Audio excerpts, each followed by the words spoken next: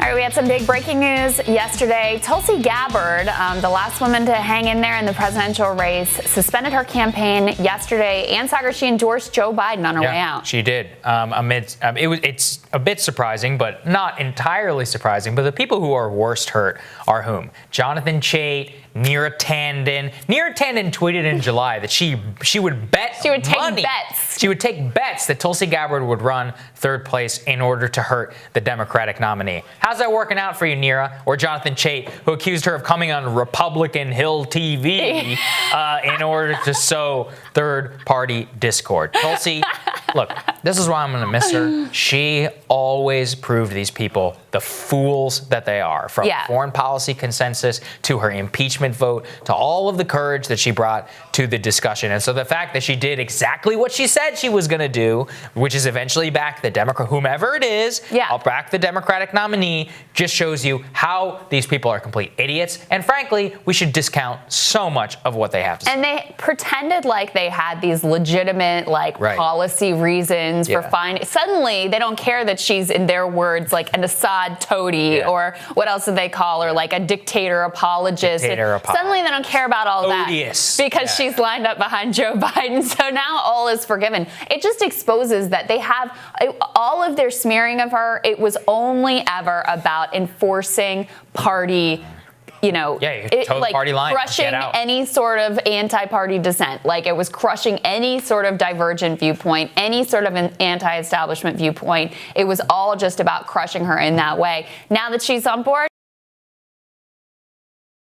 no problem here. We don't have any issues with anything that you.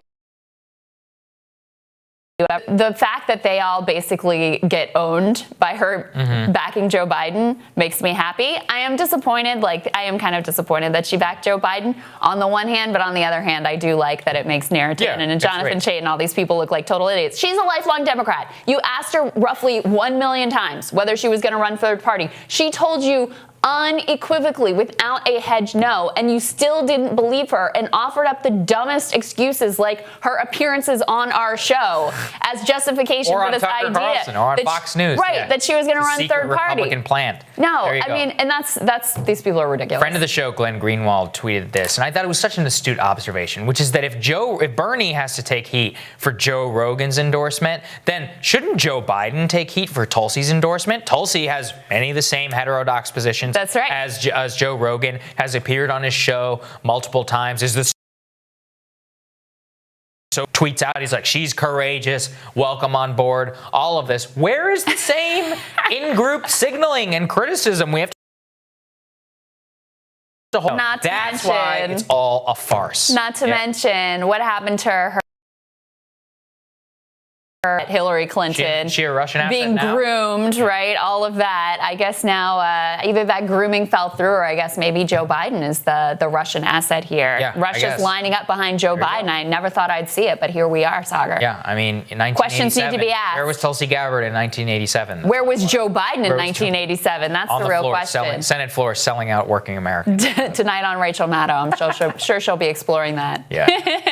All right. Anyway, congratulations, Tulsi, on raising a lot of important issues and having the courage to do it in a way that, was not always easy for you. And we really appreciate you. Yeah. And we'll always look forward to having you back on the show as well. Can't wait to keep having you. We should say, too, she's been a real leader in this crisis. She was first we had her on to talk about the universal UBI She was one of the first to bring up the universal UBI right here on this show.